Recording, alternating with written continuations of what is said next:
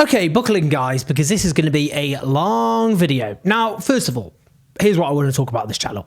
Right now, above all else, I want to talk about Israel's genocide against the Palestinian people, which is being enabled, indeed facilitated by Western governments. I want to talk about the rise of fascism in the West and beyond. I want to talk about other injustices too. And I want to platform more compelling voices than my own, who are otherwise erased by our dire mainstream media. Here's what I don't want to talk about. Me. I'm not that interesting, and it is a distraction from all of that. Alas, sometimes it's necessary, and sometimes it can be useful and indeed clarifying to bring out and talk about political themes.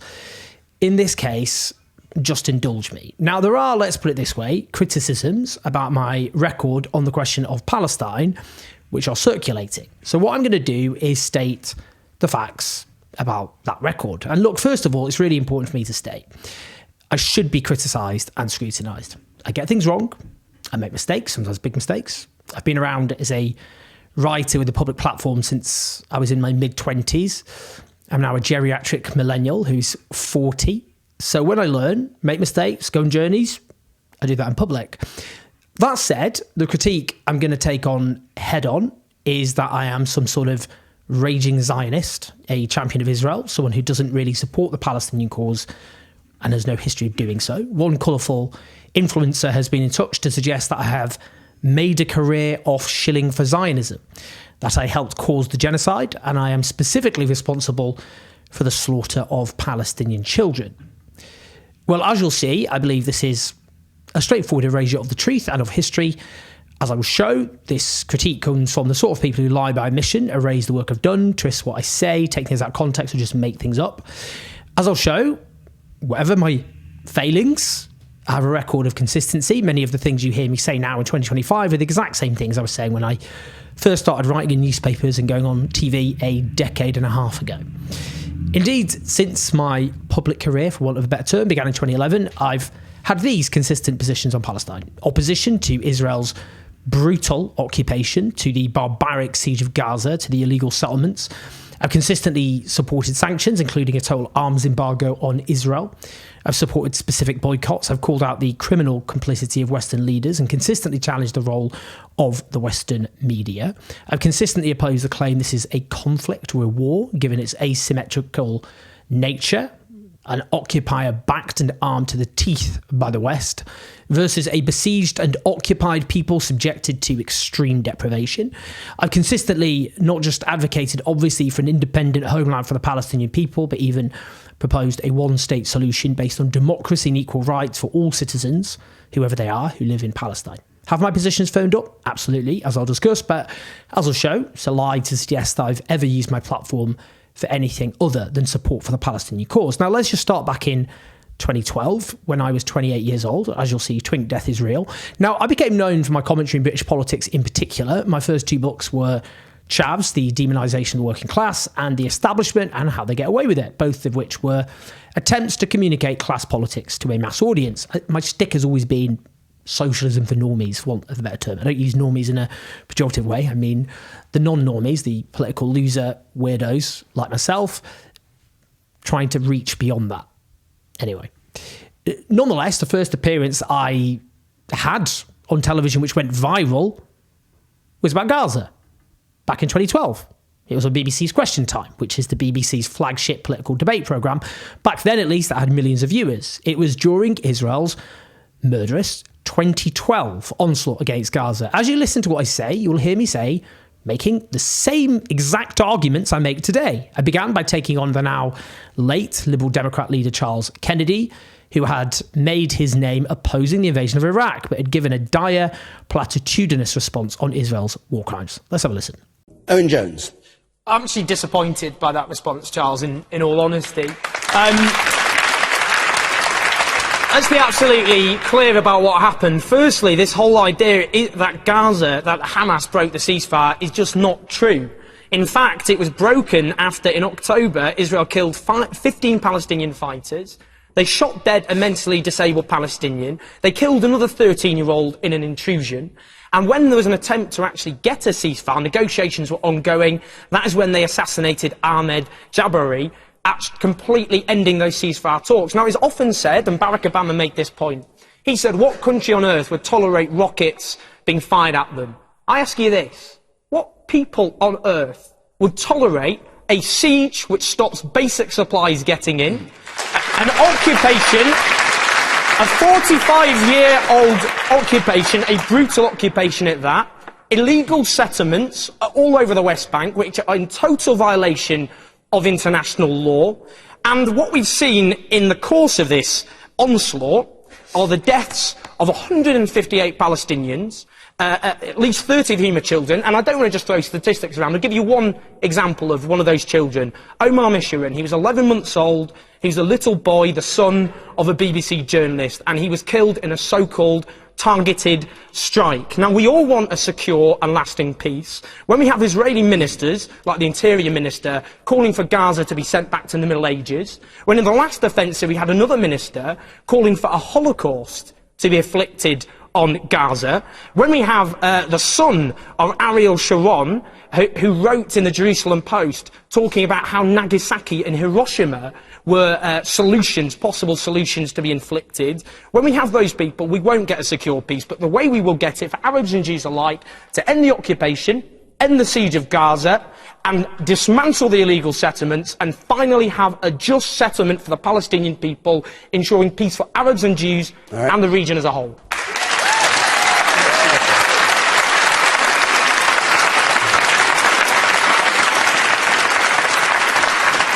You, sir.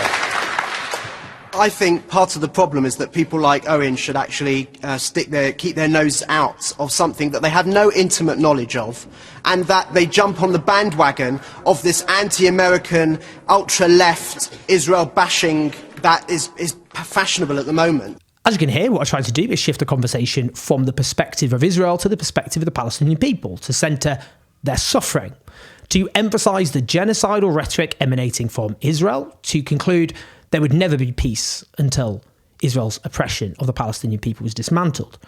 I then made the case for a one-state solution based on equal rights for all, which has always been my preferred solution, but I'll come on to that. You can listen to that here. The crucial point you're making is about the existence of those settlements, and I have to say, what other country on earth would be allowed to flout international law in the way that Israel has done for decades? Well, answer her question. Her question. Well, the key point there... You heard what she said, which was that the number of people who've now settled on the West Bank make the two-state solution practically impossible. There are two possible solutions. One is to have a federal solution where you have equal rights for both Arabs and Jews. That seems to many people obviously far-fetched, but they did say that about South Africa back in the day. Otherwise, you have to dismantle the settlements, enforce international law. But what has to happen, because the point is Britain supports, as other Western countries do, they've supported and armed Israel to the teeth.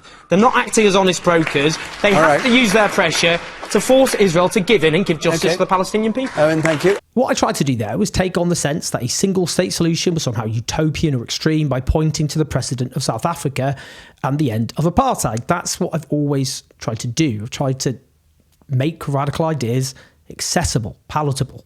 That's what I was trying to do. Now, let me just be frank. At the time, during that onslaught against Gaza, very few people made those arguments on television. When I say very few, I mean almost no one. It was even worse than it is today. You certainly didn't get others making the case for a single democratic state, which was even more light years outside of the Overton window than today. That's not to say they weren't extremely compelling voices, far more compelling than my own. They were just barred from going on television. Important I make that point. Inevitably, I came under attack because of this performance, including from Douglas Murray in the Hard Right Spectator magazine, which became something of a theme, as you will see. When Israel unleashed its murderous onslaught against Gaza in 2014, I similarly used my platform in The Guardian just after I joined that newspaper. Some of you may know about my recent expose of the BBC's coverage of Israel's genocide today, which I wrote for Dropsite News. Well, I was continuing there a theme I've stuck out for a long time. The article was written the morning after Israel's onslaught against Gaza began. Now, to pull the curtain back a bit, I had to fight to write that. The view was my beat was domestic British politics, rather than, say, Palestine. I had to fight hard to keep my central arguments intact. That's the way these things go. One of the reasons I launched this YouTube channel in November 2020 is because I wanted to have total editorial control over what I talked about. Now, the article opened with Israel under renewed Hamas attack. This was last night's BBC headline on the escalating bloodshed in Gaza. It is as perverse as Mike Tyson punching a toddler, followed by a headline claiming that the child spat at him. As I wrote in the article, the macabre truth is that Israeli life is deemed by the Western media to be worth more than a Palestinian life. Here is the hierarchy of death at work. According to the Israeli human rights organisation B'Tselem, 565 Palestinians have been killed by Israeli security forces since January 2009, while 28 Israeli civilians and 10 Israeli security personnel have been killed. The asymmetry of this so-called conflict is reflected in the death toll, but it is not reflected in the coverage. That's what I wrote. I noted how the Western media erased Israel's killing of 6 Palestinians, all of them a child, in the West Bank. I then dissected Israel's lies about the reasons they killed those Palestinians, and I concluded the BBC is a public broadcaster, duty-bound to provide balanced reports that accurately reflect the reality on the ground. It is failing to do so, and it is up to licence payers, to whom it is accountable, to demand that it does. Now, in other words, the long investigative expose I just published about the BBC's coverage of Israel and Palestine built on a critique that I have pushed for a very long time. Now, during Israel's 2014 onslaught against Gaza, I actively took part in the protests. I spoke at those protests. Again, I used my platform to make the same arguments, the exact same arguments you've heard me make during this genocide over and over again. This was July 2014. Take a listen. Israel is armed to the teeth and backed by our Western governments. They are complicit. They are complicit with every death, with every maiming, with every single attack. And that is why we're out with such numbers, not just against the Israeli government, but against our own governments for their role in this massacre. So friends, just to end, this is our message to the Palestinian people. However lonely it may feel, however overwhelming the odds, you have the hearts of billions of people across the world. And we will never, ever give up on you. Free Palestine! And then I spoke again at the protest against Israel's onslaught, organised by the PSC in August 2014. Again, hear the same arguments I make today. In 1 month,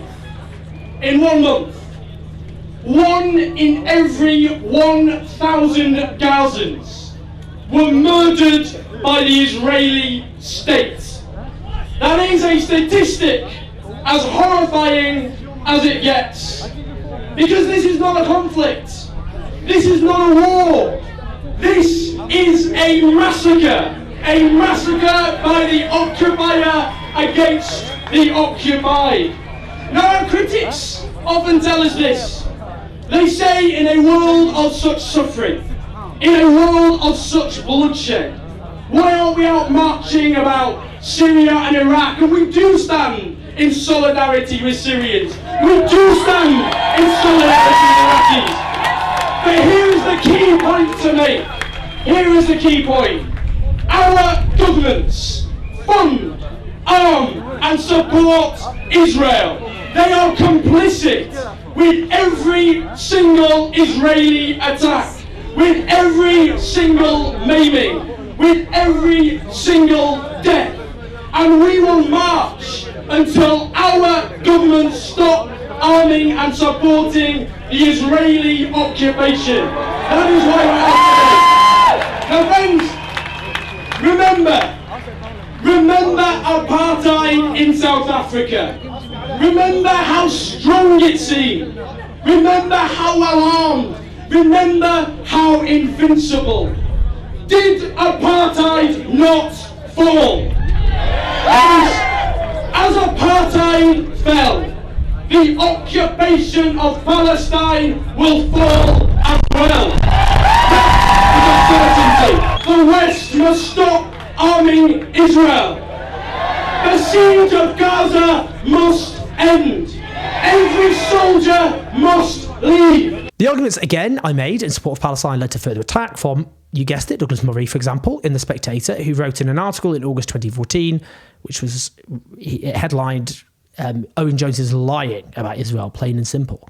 He denounced me for suggesting that the real threat of anti-Semitism, the major threat of anti-Semitism, came from the far right, the rising far right. I said the far right was rising. I think that's been pretty vindicated.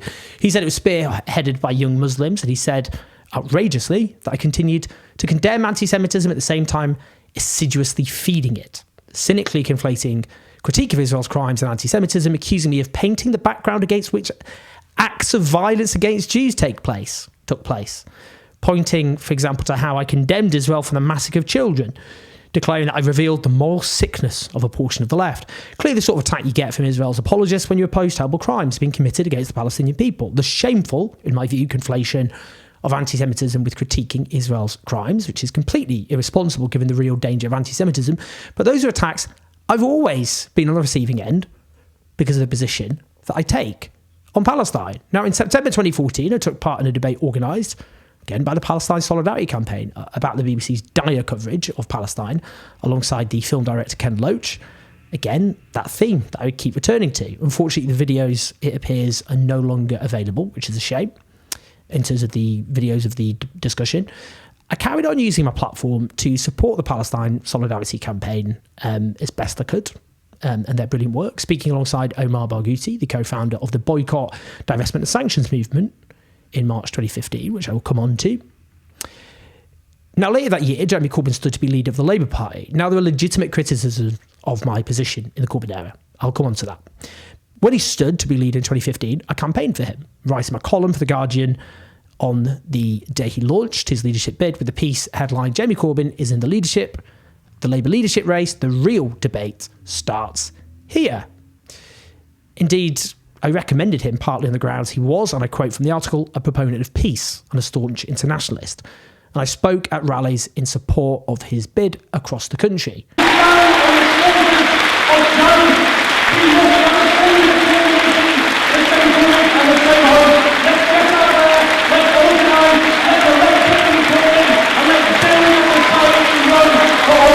This isn't simply about one man.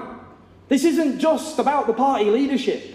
This is about building a bottom-up grassroots movement to change this island and fight for social justice. And every single person in this room has a role to play in all of that. Indeed, I went on television to make the case for him over and over and over again. The reason he's doing very well is because he has an optimistic vision, unlike many of his rivals. And the thing about him, I think, is he's become a bit of a rock star in political terms.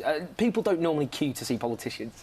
Owen Mark II, the point I was making was that actually what really resonates... Well, you are older than me, so yes, Mark. Oh, blimey, OK.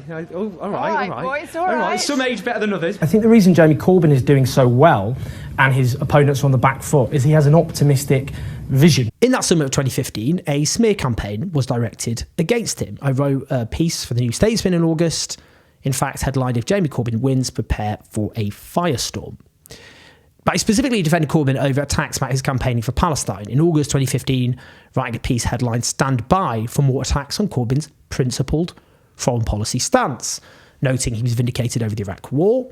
He was coming under attack because he'd spoken at pro-Palestine events where he'd met or shared a platform with the Holocaust denier. Obviously, he did not know that.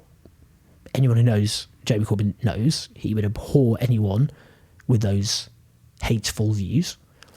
As I wrote in the piece, as someone who spends a lot of time speaking at events ranging from conferences to protests, though nowhere near as much as Corbyn has done over several decades, I know how absurdly impractical it would be to research the backgrounds of every other participant. Corbyn himself abhors anti-Semitism, and anti-racism is central to his political DNA. And I added the minority who are anti-Semites like this individual weren't representative of the Palestine justice movement and had to be unequivocally challenged and driven out, which is, of course, true. In 2016, I wrote a column in support of boycotts against Israel's occupation and against attempts by the Conservative government to criminalise them. Headline, boycotts are vital to democracy, so that's why the Tories will ban them, in which I quoted a Jewish peace activist opposing the cynical conflation of Israel and Jewish people, in which I added, he is surely right in believing that the government is using the deadly serious issue of anti-Semitism to close down activism centred on the policies of Israel's government. Now, come on to the scrutiny that is valid, but what became known as, in inverted quotes, as the anti-Semitism crisis really came into its own in 2018. And this was a devastating onslaught, a destabilising onslaught against the Labour leadership and anyone seen to be supportive of the leadership, which of course included myself. The position I took, I summed up at the time as walking and chewing gum, which is to say that Jeremy Corbyn and the Labour leadership and the vast majority of the Labour membership abhorred anti-Semitism. That anti-Semitism is real and an evil, that it existed in society and on a fringe of the left, and that had to be opposed. I don't apologise for that position because I believe in it. I think it's the correct position. So that meant I went on TV and defended Jeremy Corbyn's leadership against smears, including one such smear in the Murdoch media in the spring of 2018. Have a listen. But firstly, those in the Labour Party, including the Labour leadership, anti-racism was one of their defining causes. In the 1980s, they were portrayed as the loony left, politically correct, shutting down free speech because of their anti-racism. What has that got to do with the anti-Semitism argument? It's to do with the fact that there's an attempt to link the minority, the despicable minority who will be drummed out of the Labour movement and the left, the anti-Semites, the bigots who have nothing to do with socialism, to link that to the Labour leadership. You know what's happening. You know what that front page splash is all about. I'll give you an example. That Sunday Times splash, because you were leading on it the last hour. I did watch, by the way. And I'm not disputing what may have been done earlier. What I'm saying to you is, isn't the story the Sunday Times, presumably if the Sunday Times had found any evidence that linked an individual to it, they would have gone on that. No, they didn't find that. What they did is went on Facebook groups with tens of thousands of members, with hundreds of thousands of posts, millions probably of comments cumulatively, found despicable racist and anti-Semitic comments, then tried to link that to the fact that there were people within the leader's office who are the most committed anti-racists I've probably ever met. Look, I've got an example here, just to show how these splashes work. This so-called journalism, okay? Where's your camera? This is Conservatives Against the EU. It's a Facebook group. It is full of the most despicable racism I've ever seen. Presumably the Conservative Party would reject it. About Gina Miller, for example, F off you foreigner, telling them to go back to your homeland. Fine. The most despicable racism. You're not making that. Why isn't that? Why is that? Because presumably Labour is the story at the moment. As you can see, I abandoned the usual media etiquette there to defend the then Labour leadership against these attacks. Not something you do, incidentally, if it's your media career that you're interested in. Indeed, I got attacked as a consequence of this position in right-wing media outlets like the Sun newspaper, a gutter rag which drips with racism. It wrote, "Meanwhile, the Sun can reveal lefty cheerleader Owen Jones accused enemies of Mr Corbyn of weaponising anti-Semitism in an astonishing rant posted online. Speaking at a hard left momentum rally in Portsmouth on Thursday night, the mouthy Guardian writer said only a minority of people on the left hated Jews. He ranted, there is a minority of people on the left who are anti-Semitic. There are also people using that and weaponising that issue to portray the whole left as anti-Semitic, and that's false." I mean, I think they're trying to paraphrase there, but the basic point there is obviously correct. The most notorious attack in this period was called Wreathgate, in which Jeremy Corbyn came under attack because he had laid a wreath in Tunisia in 2014 to remember the victims of Israel's strike on the PLO's headquarters in 1985, because he's pictured near the graves of two senior PLO figures, one of whom was one of the architects of the Munich massacre of 1972. As I wrote, the smear campaign against Jeremy Corbyn over the 2014 visit to Tunis is complete and utter bullshit. And here is why. That linked to an entire column in The Guardian expanding on that headline, "The Corbyn wreath scandal is just an exercise in hypocrisy." Now, other columns I wrote at the time included one headlined, "Saudi Arabia and Israel are killing civilians and Britain is complicit," with the subheading, "The slaughter in Yemen and the Palestinian territories is happening with British arms and support," and media silence. When Labour was pushed to adopt the so-called International Holocaust Remembrance Alliance definition of anti-Semitism, criticised for including examples which conflated legitimate critique of Israel with anti-Semitism, I promoted the alternative new code of conduct supported by the Labour leadership, which it was fiercely attacked for. Crucially, I did a Guardian video interviewing a British Palestinian lawyer who set out the objections to IRA, and the reason it was so important, I felt, to do that interview is because Palestinian voices were being completely erased from the so-called debate. A definition of anti-Semitism, then it has 11 examples of what are anti-Semitic depending on the context. Which examples are problematic? From the Palestinian perspective, it really is just two of these so-called illustrative examples of anti-Semitism that we take issue with. And I'm just going to read the text of them because it's easier that way. So the first is denying the Jewish people their right to self-determination, e.g. by claiming that the existence of a state of Israel is a racist endeavour. By saying that claiming a State of Israel as a racist endeavour is a kind of anti-Semitism, we fear will descend into prohibiting people from being able to talk about the State of Israel. That same year, I kept plugging away at my bête noire, the BBC's outrageous coverage of Palestine, not least how the BBC website framed the massacre of Palestinian protesters by the Israeli state in Gaza during the Great March of Return.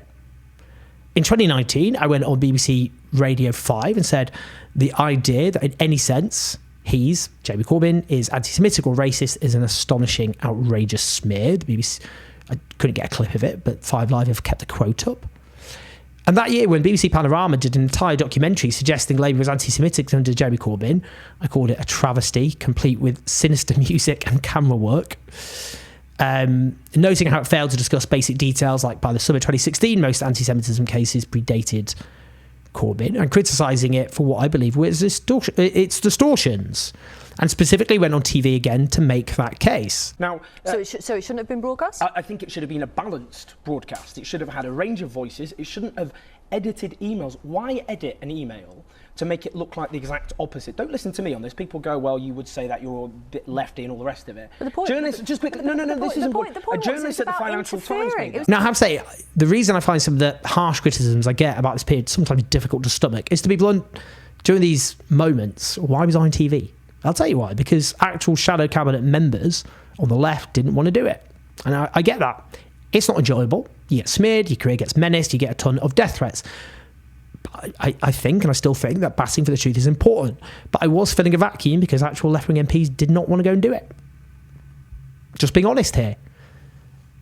And, you know, what was important here, what should have been important, is demarcation, which is a theme I keep talking about. Now, some of the criticisms I've had is that I backed action taken against anti-Semitism by Jeremy Corbyn's leadership and his ally Jenny Formby, who became General Secretary of Labour, including suspending and removing certain members. Well, yeah, I'm not apologetic about that. Indeed, one of the defences I made is that they accelerated the process when the right wing of the Labour Party were no longer in charge of the party machine from the spring of 2018. Because what happened then is those complaints were not being acted on. And then, even though the left was not in charge of the party machine, Jeremy Corbyn got blamed for it. It was ludicrous. It's completely ludicrous. And, you know, that media narrative was false, and I tried to challenge it. I tried to tell the truth. You know, the truth actually matters. This isn't to say there are not valid criticisms to make of me in the Corbyn era. During his second 2016 leadership bid, when there was an attempted coup against him, I voted for him as leader again, but I was very critical. Those critiques focused particularly on communication. But before the 2017 general election was called, I said those communication failures risked a terrible election defeat, for which I feared the left would be blamed and therefore destroyed. That came after defeats in by-elections. Labour's polling was catastrophic. And I suggested that Corbyn should be replaced with someone else with the same politics.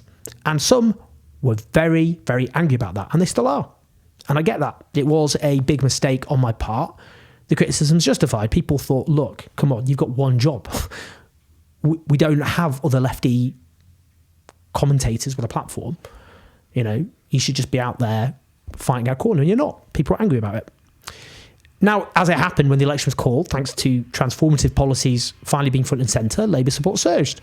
The Tories lost their majority. Labour got 40% of the vote. I was proven wrong, thankfully. And you know what? I sometimes say that I was saved by the Tory Prime Minister Theresa May, who called that election. Politically, I was definitely going melty, for want of a better word. And that election, thanks to my beloved Theresa May, led me to firm up my politics, which is why when Labour was defeated catastrophically in 2019, I stood consistently by my politics and didn't shapeshift like a political opportunist, like, to be blunt, others have. Sticking to your left-wing principles in the last few years, it's not been fun, has it? You don't do it for a laugh.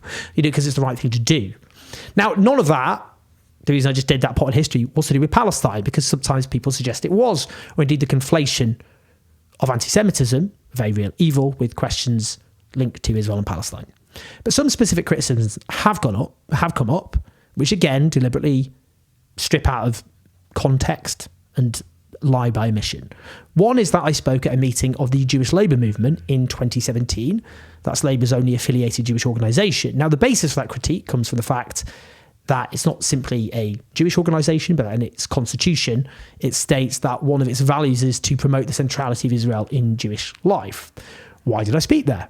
Very straightforward. The father of my best friend, best man at his wedding, I was best man at his wedding, and vice versa, his father died. And the JLM asked me to do a lecture in his memory, which after consulting with the family, I did. And I would note the same year, Jeremy Corbyn spoke at a JLM meeting as well. Now, look, I came under attack for doing so. I wrote one post which stated, I'm a passionate supporter of Palestinian justice. My views on Palestine haven't changed one jot. Palestine currently languishes under brutal occupation and is deprived of one of the most fundamental rights, the right to national self-determination. Israel's hard-right government is expanding illegal settlements. The Israeli government has subjected Gaza to brutal sieges and military offensives which have killed hundreds of Palestinian civilians. My opposition to these horrors hasn't weakened one bit. And added, I support a just peace for both Arabs and Jews, which I stand by, as well as discussing my opposition to anti-Semitism. I was, of course, at a Jewish Labour movement meeting. In the lecture itself, I did a pitch at, I guess you would say, middle-of-the-road Jewish Brits. So you have committed anti-Zionist Jewish Brits. You have die-hard right-wing Zionists. And I was pitching at those who were neither to try, as I saw it, to win them over to the Palestinian cause. You might disagree with what I was doing, but that was the point. I wrote up this pitch. This is just odd, I think. This is presented as if I was presenting this as what should be the core strategy of the Palestinian Solidarity Movement, rather than what was a very specific pitch at a Jewish Labour movement meeting, and therefore at floating Jewish voters, if you like.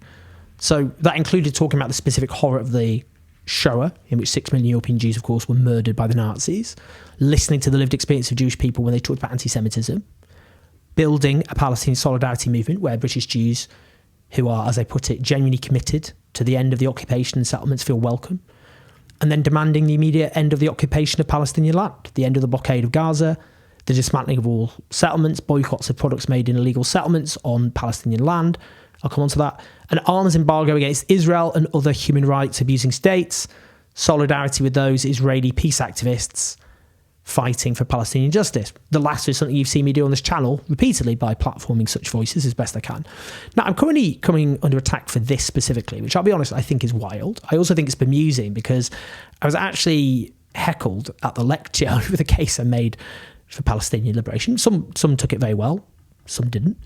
But I don't think there's anything wrong with pitching arguments in support of Palestinian liberation to what could be described as I said, they're floating Jewish voters, if you like. That was the basis of it. The critique I would make of myself, reading back, is, I discussed being committed to the objective of Palestinian liberation and freedom with a two-state solution guaranteeing peace and stability for all. Now, to be honest, other than Question Time in 2012, I almost always steered away from the question of an end state on the pragmatic grounds it should be decided on the basis of negotiation, as long as, for example, the occupation, the settlements, the siege and so on ended. At the time, it had been put to me that there was very little meaningful support for one-state solution in polling of either Palestinians or Jewish Israelis.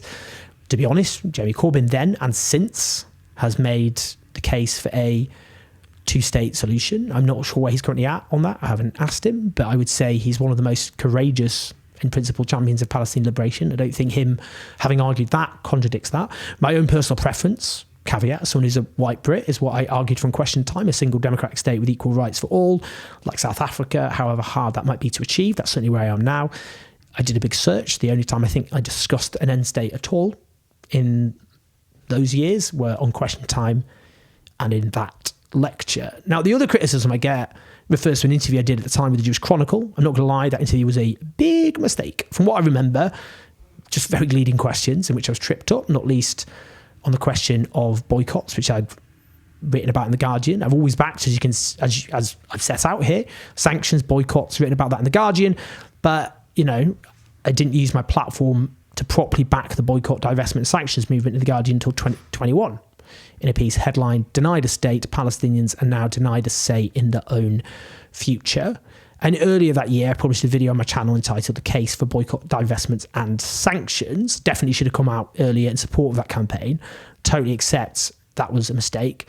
Again, talking about Jeremy Corbyn here because he's the figurehead of the left. But, I'm not the only one who's gone on a journey, I think, on that. He was asked about it in 2017. He didn't back BDS back then. I bet he does now.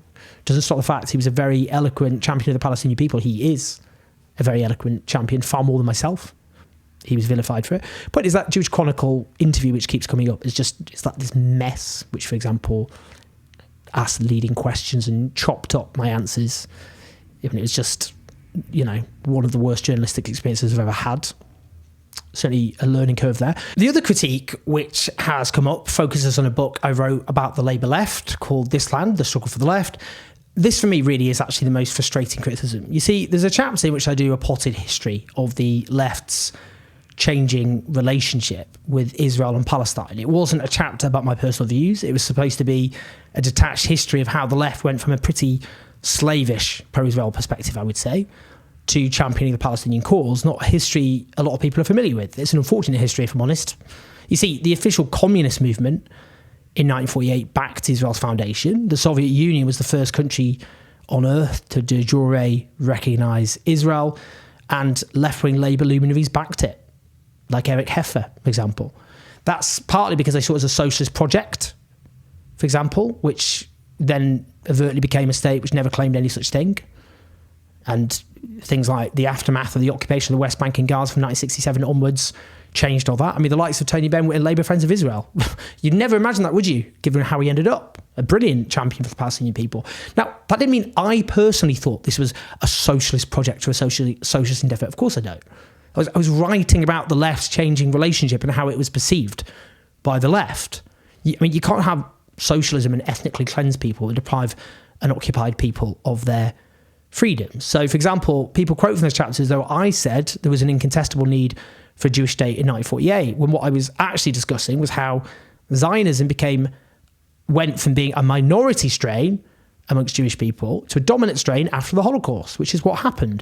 It wasn't supposed to be a discussion of my views. This is how people are portraying it. I also discussed how it differed from other settler colonial projects which planted the flag down of their country where they were from. But I wasn't disputing that Israel is a settler colonial project, which of course it is. Settler colonialism takes different forms. Discussing its, how it presents itself doesn't stop believing that settler colonialism is a terrible injustice. I mean, that's why it's frustrating. It's stuff like that. It's kind of like, well, I'm writing a sort of academic history of the left's evolution.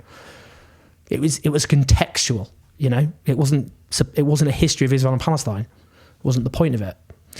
In that chapter, I go on later to talk about some of the things I spoke about in this video. It's been a long video. Apologies. But it is important to speak the truth about my record and about my position, given this has come up. I have consistently used my platform to support the struggle for Palestinian liberation. It's not really possible to look back at that record and say I haven't. If I haven't, then you're leaving the conclusion that the bar is almost impossible to... So this has been a very long video, but it is important to speak the truth about my record, about my position, given this has come up. The fact is I have consistently used my position to support the struggle for Palestinian liberation. I don't see how you could argue based on that record that I haven't.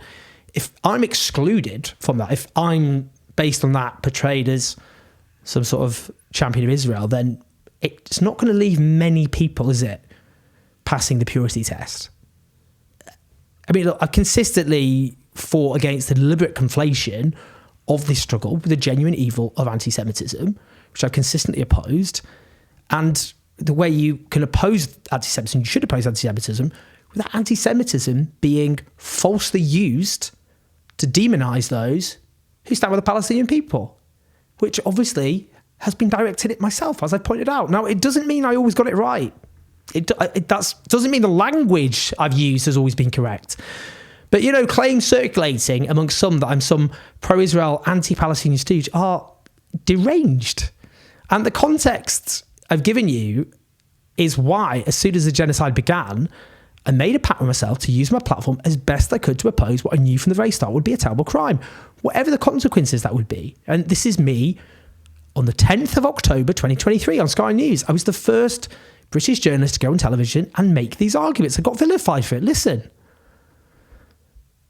No one speaks about Palestine because they think it's good for their career. If they do, they're deranged, deluded at best. You know, which is why you may have noticed I've been blacklisted by almost every single television channel since this began. That's what's happened. Well, so what? Palestinian journalists have been slaughtered in the biggest massacre of journalists in history.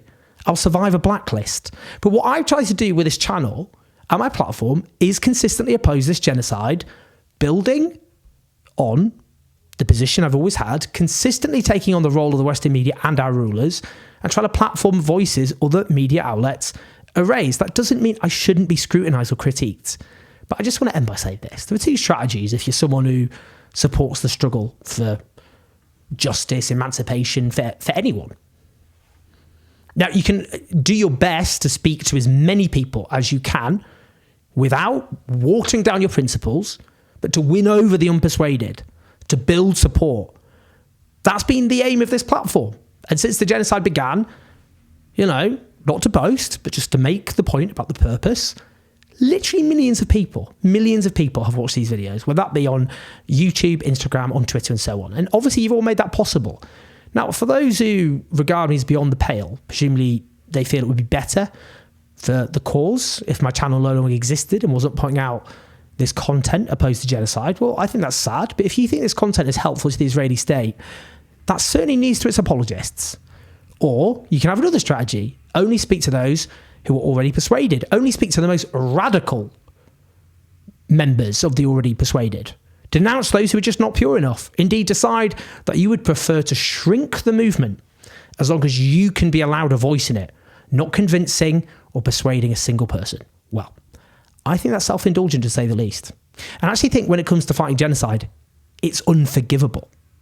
If there are those who want to denounce me as a raging Zionist, a stooge of Israel and all the rest, that's up to you. But even if you disagree with me, I think you can see I've used my platform, as long as I've had one, to support Palestinian liberation. Have my views become firmer on certain issues? Absolutely. But I've always been on this side. And to conclude, I hope this sets the record straight. I'm sorry this is self-indulgent. It's wasting time and energy. Not that interesting. And I'm actually not that complicated. I don't have a load of secret ulterior motives. I'm just doing my best to use my platform as effectively as I can in what is, I'm afraid to say, an extremely dark period in human history. And my commitment is to keep doing everything I can with my platform, as long as I have it, to oppose one of the worst crimes of our age. I just hope others do the same. Please like and subscribe. Leave your thoughts. Love to hear your thoughts. Just generally about this issue. We don't have to, you know, I've done this now. We don't have to do this again. We've worked out how boring I am. Yeah, press like and subscribe. Do share this video. Maybe there are people who are convinced that I am all the things I said. Maybe show them this if they've got time. Help us. We're expanding. Patreon.com/SomeJoes84. We're going to make more better content. The podcast will be fixed now, as I've said. Hiring a great person to do lots of great stuff. You'll find out. I'll speak to you in a bit.